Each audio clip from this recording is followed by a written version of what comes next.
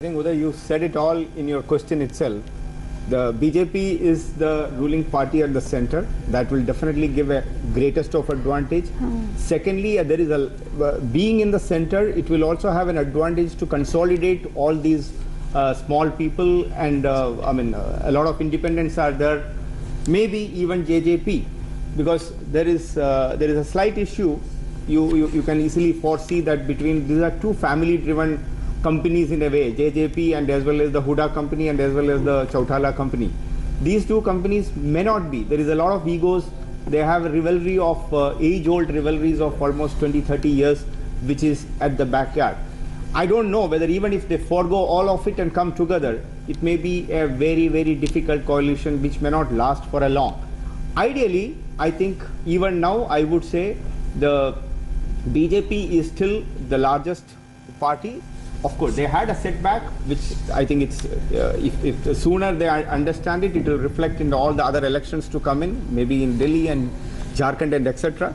It is also very true that some amount of an arrogance is definitely visible in the last government. That is exactly a large number of ministers are failing. They are not being able to come through. That means some amount of anti-incumbency is absolutely there, which is definitely a matter of concern. The BJP should go back to the drawing board. So even the pro-Modi sentiment, even the pro-NDA sentiment in the center has not been able to trump the anti-incumbency. Is your reading, Mr. Nambiar? Okay. Yeah, I'll just give you one. I think this vote what Haryana has given to BJP is not for the Khattar and the Khattar government. It's primarily for the Modi Modi. The vote has gone to actually to the Modi even this time around. If it would have been the other way around, the whole result may have been different. PKD Nambiar, the BJP obviously was counting on a lot of national narrative and movement, and a lot of things that have been in fact initiated nationally to help them out in these assembly polls. But clearly that is not how politics and that is not how the voters think.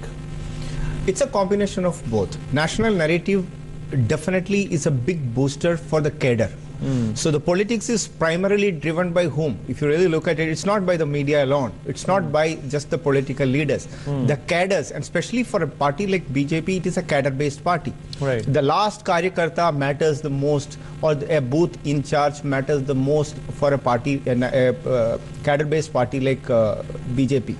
So it is not only for the public and the voters in general, but also for the cadre to get the real boost, and which they believe in. If you really ask me for an example, Article 370, the very issue is an integral part of BJP ever since it's born. So that is one of the issues which it has always been contesting elections. It has always been a part of their manifesto. So these are some of the big achievements as a political party they have done. One. Number two, please understand that all these states are also part of this Union of India. So anything which is a national issue and a national success will definitely be a part of a local discussion too. And that should be the way, that is the way it should be. The whole issue is that, yes, there is definitely a little setback. I would not say that it is a failure on both the governments, either in Maharashtra or this thing. The BJP has done remarkably well in both the places. Yes, they have set a benchmark for themselves. Ab ki baar 200, ab ki baar 75. All those slogans, if you compare with those slogans, they may have done not that well. But these slogans actually, show the kind of ambition and the kind of confidence. Absolutely. That's the way we should